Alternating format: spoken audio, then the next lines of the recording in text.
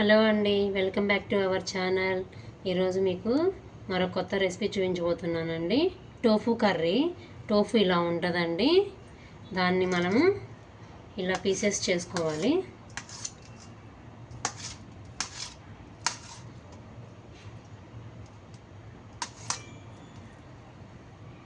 Pieces చేసుకున్నాక మళ్ళీ వీటిని ఒకసారి వాష్ చేసుకోవాలి.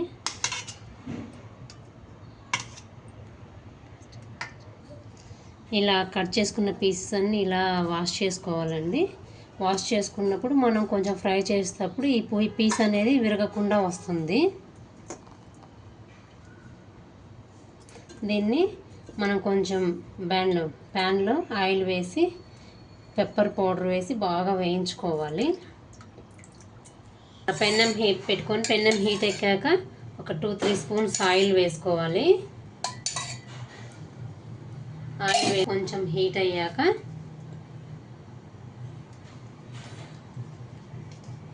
అన్నిటిని వేయించుకోవాలి. మన పన్నీర్ ముక్కల్లాగే వేయించుకోవాలి.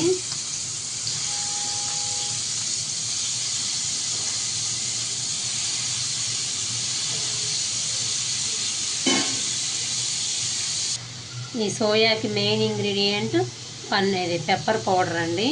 పెప్పర్ పౌడర్ ఎక్కువ పడుతుంది. పెప్పర్, సాల్ట్,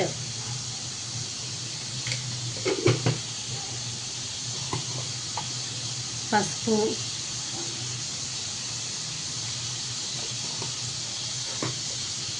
కొంచెం కారం పొడి, రెడ్ చిల్లీ పౌడర్ అండి. అన్నీ ఇలా వేసి ఒక 2-3 సార్లు మాత్రమే మిక్స్ చేయాలి, ఎందుకంటే పీసు ఇదవుతుంది.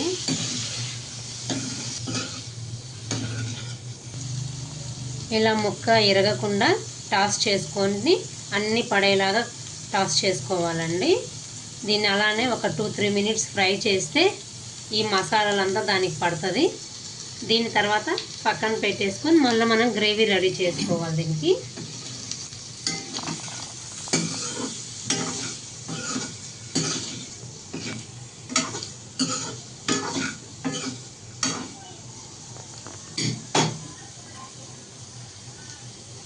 అలా ఫ్రై అయ్యి ఆపేసుకున్న వెంటనే అండి ఇంకో ప్యాన్లో కొంచెం ధనియాలు, జీలకర్ర, లవంగాలు, చెక్క, కొబ్బరి,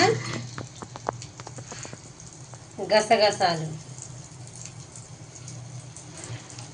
కొంచెం రోస్ట్ చేసుకొని ఇవి వేగాక కొంచెం జీడిపప్పు కూడా వేయించి పక్కన పెట్టుకొని వీటిని పేస్ట్ చేసుకోవాలి.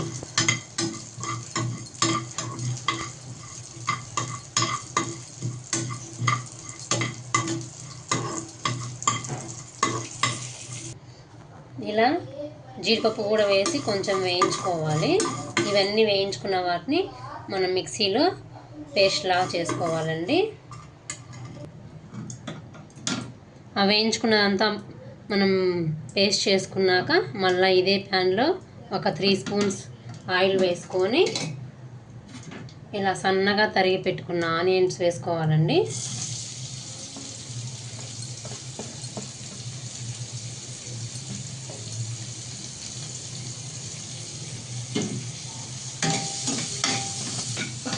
ఇలా కొంచెం ఫ్రై అయ్యాక దీంట్లో ఫ్రెష్గా చేసి పెట్టుకున్న అల్లం వెల్లుల్లి పేస్ట్,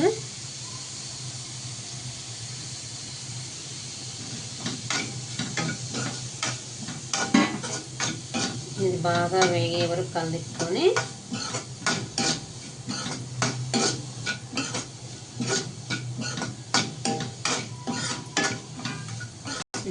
ఇలా వేగాక నేనైతే ఒక 3 టమాటాస్ పేస్ట్ చేసి ఇలా పెట్టుకున్నానండి.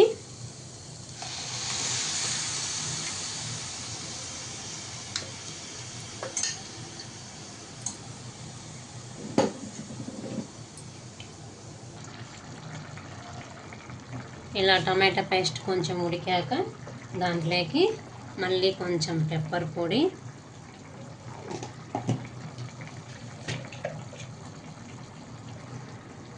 రెడ్ చిల్లీ పౌడర్,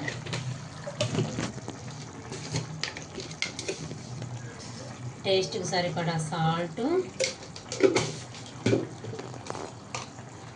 కొంచెం పసుపు,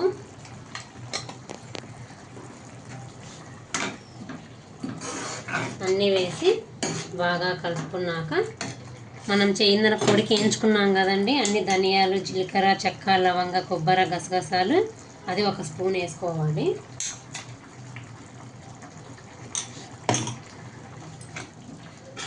దీన్ని మన ఇష్టం, పొడైనా చేసుకోవచ్చు, పేస్ట్ లాగైనా చేసుకోవచ్చు అండి.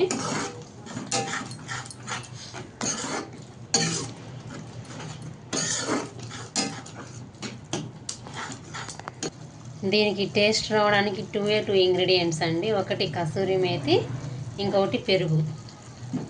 ఇప్పుడు ఆ కొంచెం చిక్కబన్నాక కసూరి మేతి వేసుకొని కలుపుకోవాలి. కసూరి మేతి నేను ఇంట్లో చేశానండి. దీన్ని బాగా ఇలా వేయించుకున్నాక కసూరి మేతి వేసాక ఇలా దగ్గరికి పడుతున్నప్పుడు మనం ముందుగా ఫ్రై చేసి పెట్టుకున్న టోఫూను దీంట్లో వేసేసుకోవాలి. ఇప్పుడు ఈ స్పైసెస్ అంతా ఈ టోఫీకి పడే వరకు ఒక 2 మినిట్స్ ఇలా ఉంచుకోవాలండి.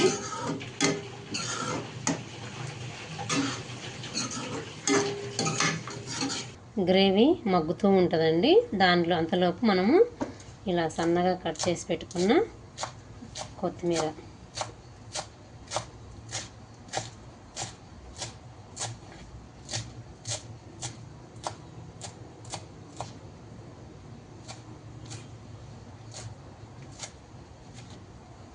గ్రేవీ మొత్తం చిక్కపడింది చూడండి, ముక్కలకంతా ఉప్పు కారం పట్టింది.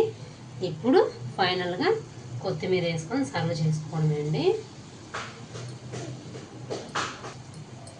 ఇది కొంచెం కొత్తిమీర వేసాక అటు ఇటు 2 సార్లు కలిపి ఇది కొంచెం ఫ్రై అయ్యాక ఇప్పుడు లాస్ట్న పెరుగు వేసుకోవాలండి. ముందే వేసుకుంటే విరిగిపోయినట్టు అవుతుంది కదా, సో అందుకని లాస్ట్న వేసుకోవాలి పెరుగు.